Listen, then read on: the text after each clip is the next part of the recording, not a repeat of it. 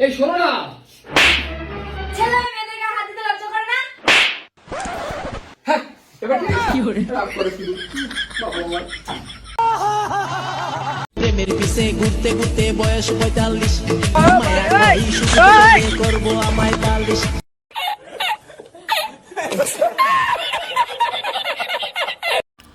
Raju